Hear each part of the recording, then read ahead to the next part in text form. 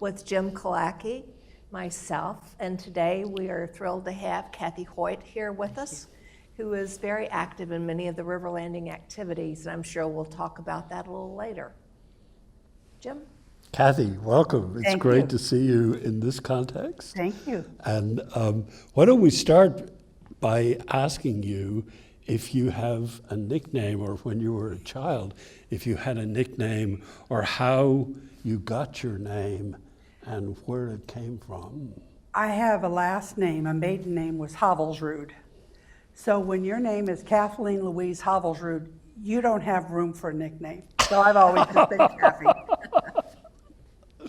Great. That's Well, tell us a little bit about where Kathy grew up and what it was like. I grew up in Nebraska, lived on farms until probably 8th grade. And we had various farms that were around a small town of 900 people. So I went to the same school, which was K through 12. So I went there the first 8 years. And at that point in time, Mom and Dad moved to Lincoln so that I could have a larger high school and junior high experience. So would just encourage me to continue on in my education, which I didn't do exactly like they hoped. What got in the way? Well, I wanted to be a legal secretary. I enjoy secretarial. I know you can't say secretarial anymore. Yeah. Administrative assistant. Yeah. I enjoy those duties. I enjoy doing some of the background that any business or office needs. And so right after high school, I went to Denver and went to Barnes School of Commerce, which was a school for secretary, and one of the options was as a legal secretary. So I went to school there, and when I finished, I started working for a law firm in Denver. I love Nebraska only because I lived in Kansas for Yes. a bunch of years. And the one trivia piece, if I might Please. inject this here, for people that don't know that part of the Midwest, certainly in the 60s and 70s, the football team at Nebraska was the kingpin of the country. Absolutely. And I remember just getting boggled about this because it was absolutely sold out every Saturday, and people in their family inheritances inherited season tickets. Oh, I'm sure they did. And the football stadium in Lincoln became the third most populated place in the state of Nebraska after Lincoln and Omaha on Saturday afternoons for Nebraska football. I am absolutely convinced that's right. My mother, when we did move to Lincoln, started working at the University of Nebraska feeding the football players. Oh my God. So she was fixing T-bone steaks and hash browns for breakfast. You know, it was just wasn't unusual at all. She said it was just amazing how much food they went through. So when you think of Nebraska and the broad strokes of your childhood, what are some favorite memories that you have? I was a bookworm. I spent a lot of my time reading. I still do, although now I listen to my books. But it was a simple time. It was a town of 900 people. As I said, all through school, there were 6 boys and 18 girls in my class, and that's just the way it was. So as I think about it, one of the things that we did that I really enjoyed is just riding our bikes. You know, the kids, when you're 10, 11 years old, you'd get on your bike and you'd ride up and down the streets, and you'd go by people's houses and see if maybe they wanted to come out and ride with you and just hang out or go to the swimming pool. And again, there's a town pool, so that's where everyone gathered if they gathered anywhere. So I was fortunate that I didn't have to do a lot of chores as such. I had an older brother, so he was the one that got the chores. All I was required to do was to pull cockleburs and to change irrigation.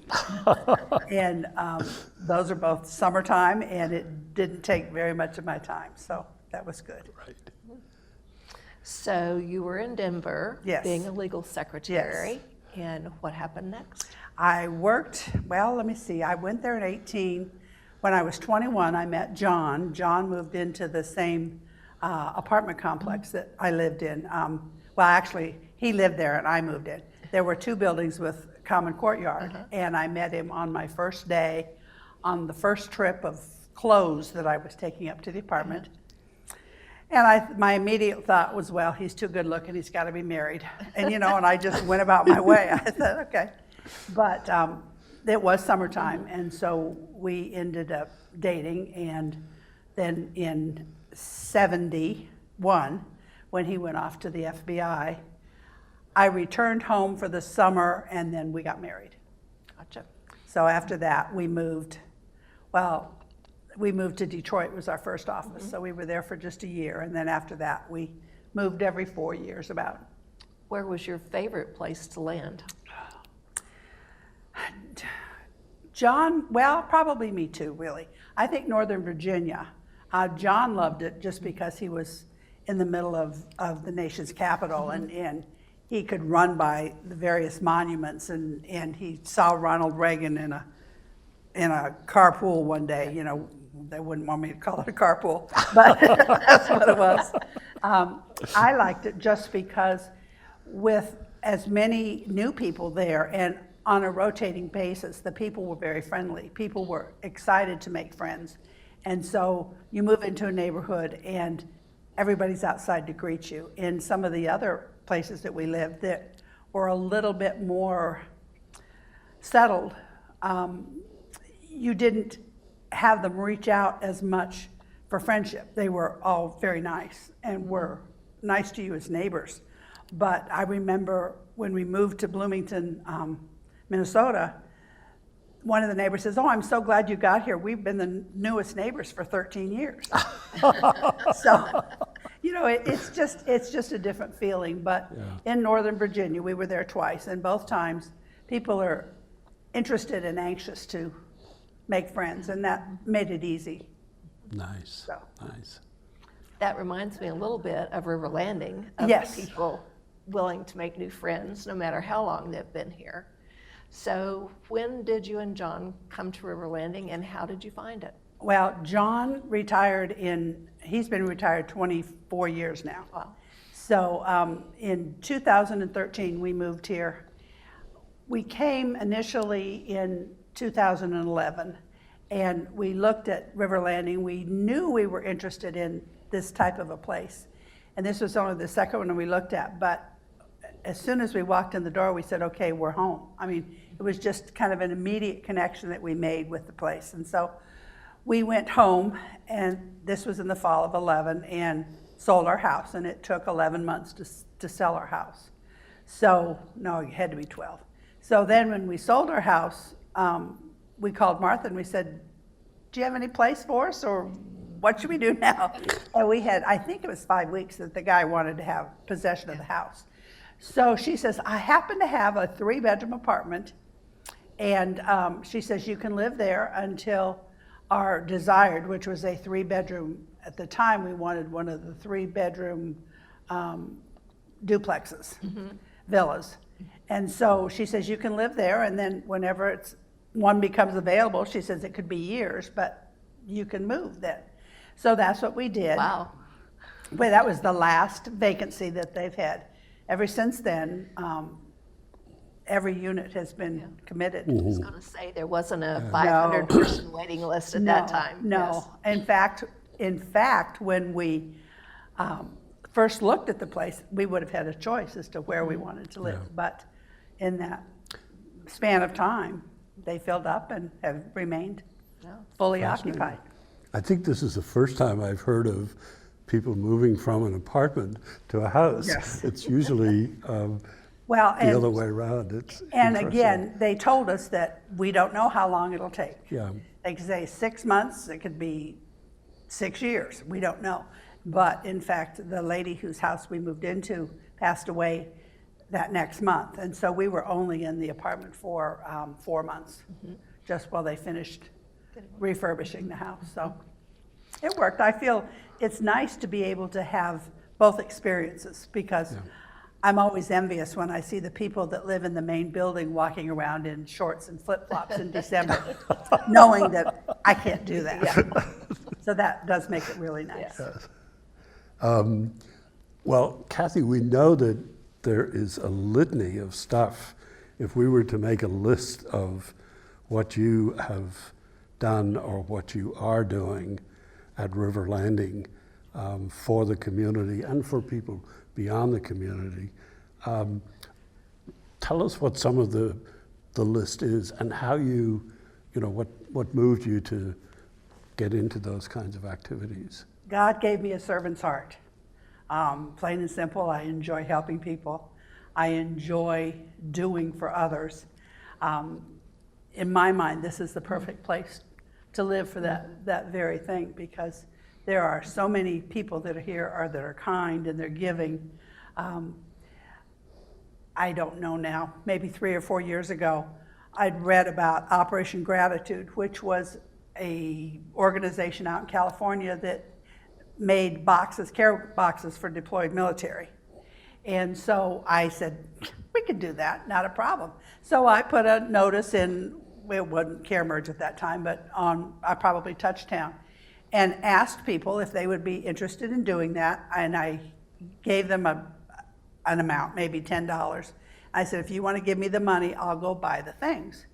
And I got over $1,000, and we sent many, many boxes to deployed military with just the standard essentials, as well as there was an opportunity to write thank you notes to them. And I put out, and people came in the living room and we were writing thank you notes that they sent again to the deployed military, just offering our gratitude for the work service that they do.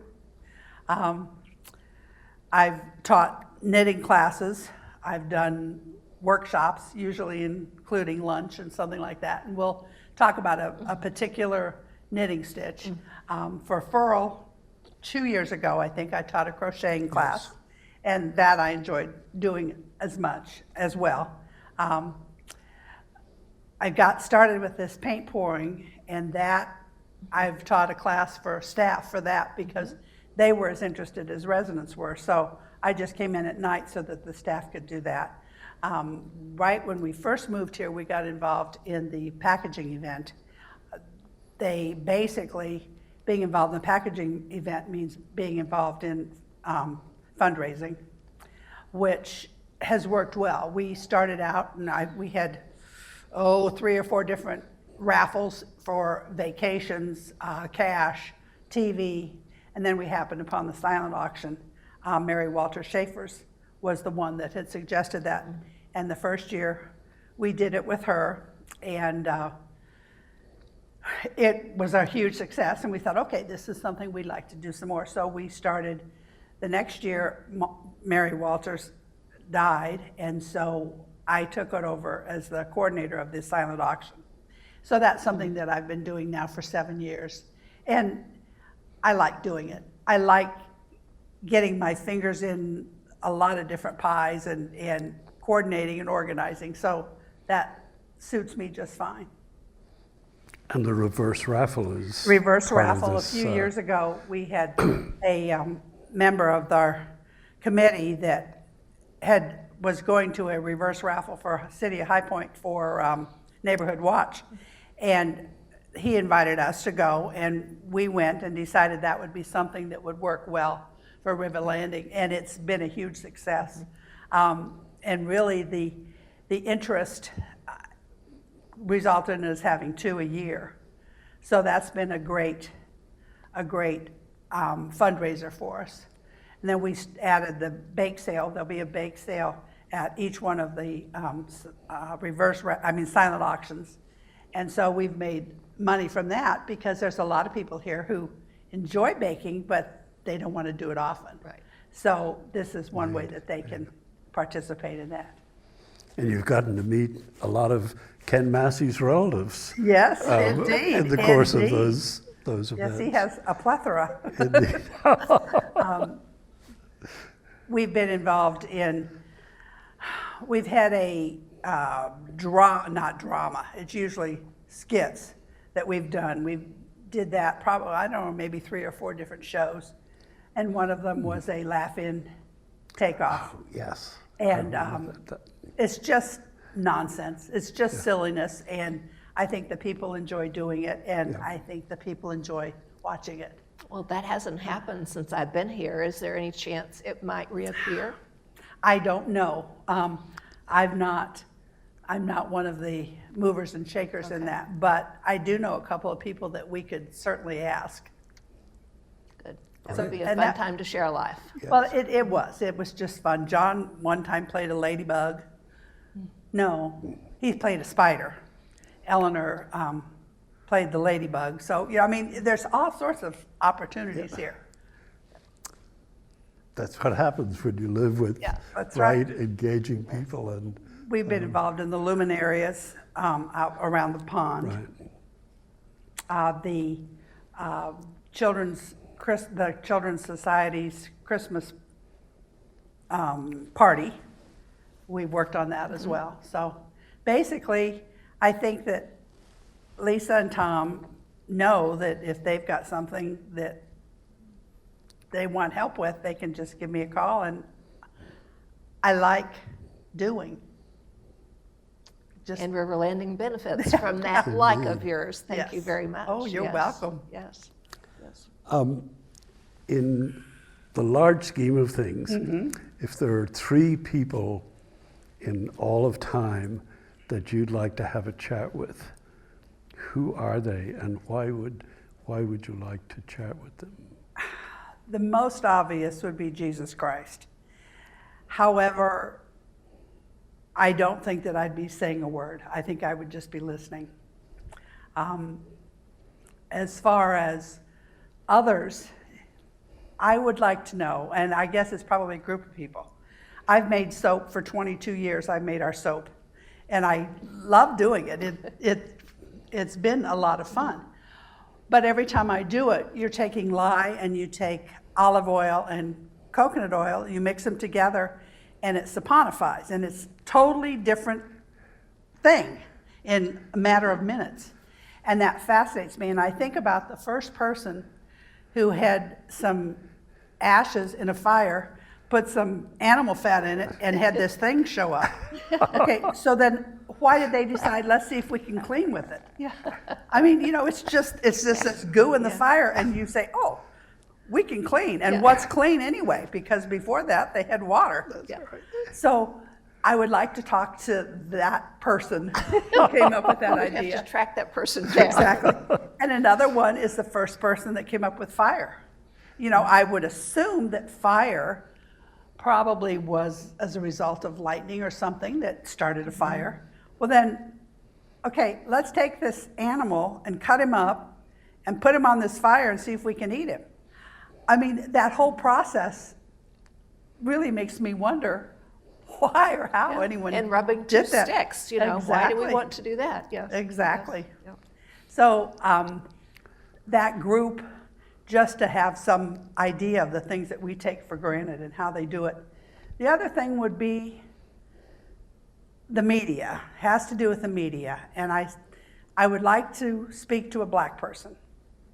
I would like to find out if that Black person is happy with the way they are represented on the media, if they agree with what's being said.